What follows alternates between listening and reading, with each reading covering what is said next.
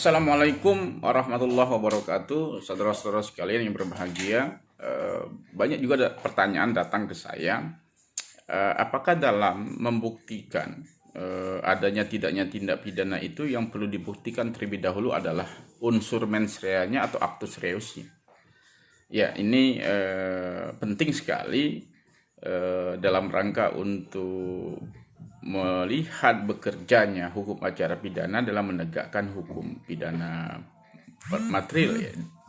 Nah, saudara sekalian, bahwa kita mengenal asas dualistis ya. Jadi kita menganut asas dualistis. Asas dualistis itu adalah memisahkan antara perbuatan pidana dengan pertanggungjawaban pidana. Jadi ketika terjadi dugaan suatu tindak pidana, maka pertama sekali yang harus dibuktikan adalah unsur objektif atau unsur perbuatan pidana. Unsur objektif ini akan selalu ada namanya perbuatan melawan hukum.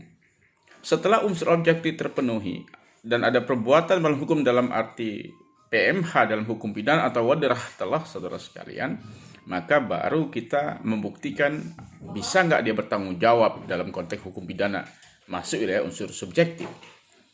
Nah, dalam hukum pidana, dalam pasal-pasal yang mengandung sanksi dalam hukum pidana itu akan selalu ada dua unsur objektif dan unsur subjektif. Nah, unsur objektif ini adalah unsur perbuatan yang di dalamnya inherent, di dalamnya ada perbuatan melawan hukum. Nah, perbuatan melawan hukum itu, saudara sekalian, ada dua jenis ya. Ada dua jenis perbuatan melawan hukum bersifat material dan PMH bersifat formil ya. Nah, untuk membuktikan adanya tidaknya perbuatan pidana, maka perbuatan melawan hukum atau wadirah telah dalam hukum pidana itu yang digunakan adalah sifat melawan hukum formil. Nah, sifat melawan hukum formil ini adalah suatu perbuatan ketika dia bertentangan dengan peraturan perundang-undangan, maka dikatakan dia bersifat melawan hukum secara formil. Nah, bertentangan melawan hukum dalam peraturan perundang-undangan ini, saudara sekalian, maka kita melihat pada hierarki peraturan perundang-undangan yang diatur dalam Undang-Undang Nomor 12 Tahun 2011 tentang peraturan perundang-undangan, pasal 7 dan pasal 8. Ketika suatu pasal menyebut secara jelas bahwa perbuatan melawan hukum, misalnya pasal 378 tentang penipuan ada secara melawan hukum, atau misalnya pasal 372 tentang penggelapan tanpa hak misalnya, atau juga pasal pencurian secara melawan hukum, atau juga pasal 2 Undang-Undang Tipikor, setiap orang yang melakukan perbuatan melawan hukum, maka ketika suatu pasal menyebut secara jelas tentang PMH-nya ini, maka kita akan uji undang-undang yang mana yang dilanggarnya. Artinya ada peraturan perundang-undang yang dilanggarnya. Nah, itu harus dibuktikan. Katakanlah misalnya pasal 2 Undang-Undang Tindak Pidana Korupsi. Undang-Undang Tindak Pidana Korupsi di pasal 2 itu menyebut secara jelas sifat melawan hukumnya, karena setiap orang melakukan perbuatan melawan hukum. Nah, tetapi dari disebut di mana letak melawan hukumnya, artinya bahwa Undang-Undang Tipikor ini ranah pelanggarannya itu adalah berada di luar Undang-Undang Kepidanaan, berada di luar Undang-Undang Tipikor.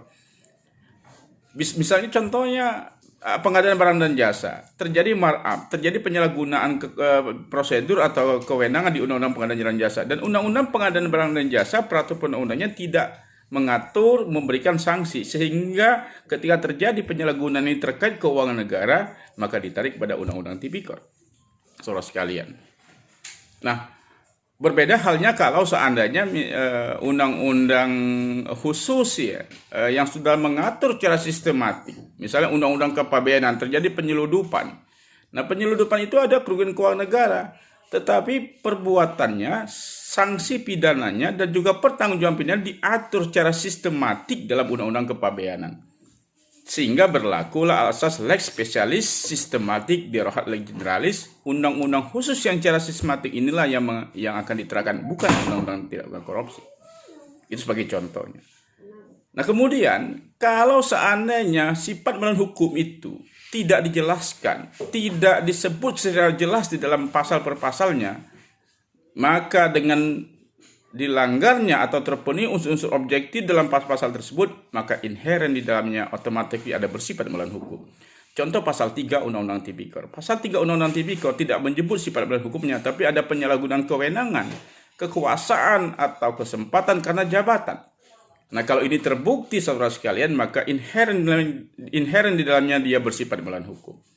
Setelah perbuatan melawan hukum terbukti, sifat melawan hukum terbukti, baru kita masuk unsur pertanggungjawab pidana berupa mens rea di situ, berupa kesengajaan atau kelalaian, mampu tidak bertanggung jawab, dan ada atau tidak alasan pemaaf. Jadi mens rea itu selalu dibuktikan setelah ada perbuatan melawan hukum. Ketika suatu perbuatan tidak ada perbuatan melawan hukumnya, maka tidak perlu dibuktikan mens rea-nya.